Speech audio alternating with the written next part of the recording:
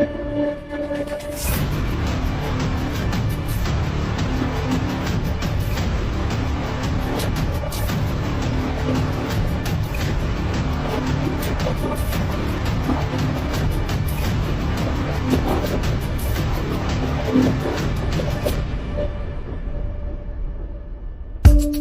teman-teman, aku dan teman-teman akan menjelaskan tentang PRRI dan Pramesta. Di sini aku akan menjelaskan tentang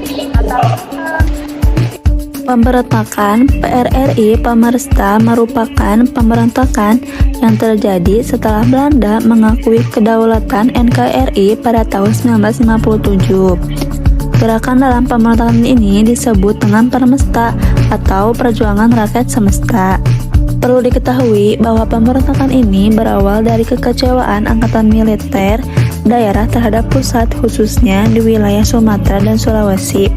Mereka merasa pemerintah tidak adil karena pemerintah lebih mementingkan pola kebijakan politik dan ekonomi pemerintah pusat di Jakarta.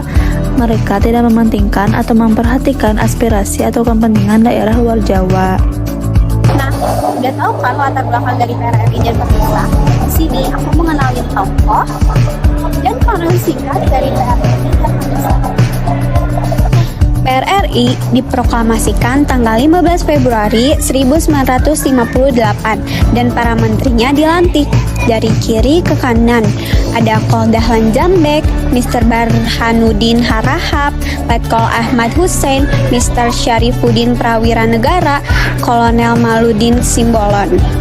Lalu PRRI menuntut 3 hal dari pemerintah pusat, diantaranya yang pertama dibubarkannya Kabinet Juanda, yang kedua Muhammad Hatta dan Sultan Hamengkubuwono IX membentuk pemerintahan sementara sampai pemilihan umum berikutnya akan dilaksanakan, dan yang ketiga Soekarno kembali pada posisi konstitusionalnya. Lalu tuntutan ini diajukan adalah ketidakpuasan pemerintah pusat yang dianggap tidak adil kepada warga sipil dan militer terkait pemerataan dana pembangunan. Nah, selama masa operasi militer ini diketahui korban jiwa sebanyak 22.174 jiwa, 4.360 orang luka-luka, dan 8.072 orang menjadi tawanan. Abdul Haris Nasution berusaha melakukan pendekatan secara intensif melalui jalur damai agar PRRI kembali setia kepada NKRI. Nah, tadi kan udah dijelasin kronologi PRRI. Nah, sekarang aku mau ngejelasin kronologi Pramesta. Pemberontakan Pramesta. Perjuangan Semesta atau Perjuangan Rakyat Semesta merupakan gerakan separatis yang terjadi pada tahun 1957 oleh pemimpin militer Indonesia Timur. Gerakan ini dipimpin oleh Kolonel Panji Sumuel, seorang perwira militer yang terlibat dalam peristiwa revolusioner. Berkembangnya sentimen ini kemudian bermuara pada aspirasi pemisahan diri dari Indonesia. Bermula dari permintaan Gubernur Sulawesi yaitu Andi Pangerang Petarani kepada Perdana Menteri Ali Santro Wamijoyo dan Mendagri Raden Sunarjo pada tahun 1957. Permintaan ini ditunjukkan kepada pemerintah pusat agar memberikan otonomi yang lebih besar khususnya Indonesia Timur termasuk pemerataan proyek pembangunan daerah. Tadi teman-teman sudah mendengarkan tentang kronologinya kan. Sekarang saya akan membahas tentang upaya penyelesaian konflik PRRI dan Pramesta. Dalam mengatasi hal tersebut, pemerintah mengupayakan untuk mengakhiri pemberontakan melalui pendekatan non-militer dan operasi militer.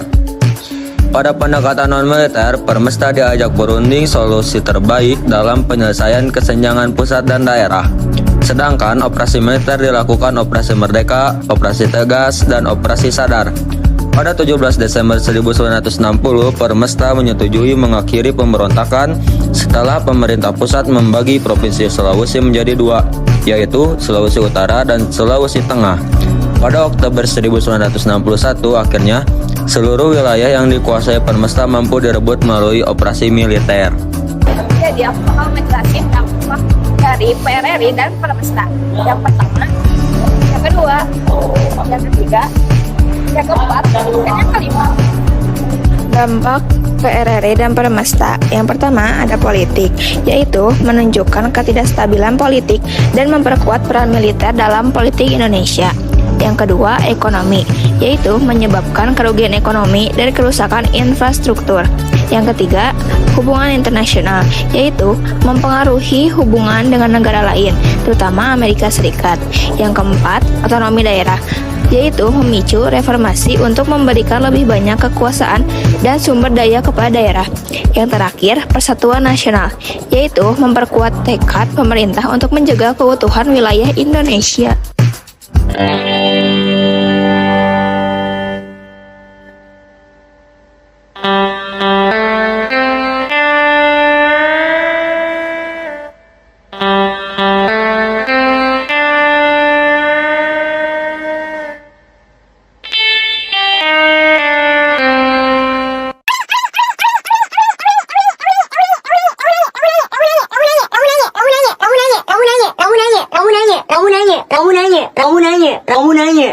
Jangan ya Dik ya, nanti kamu menyesal Dik.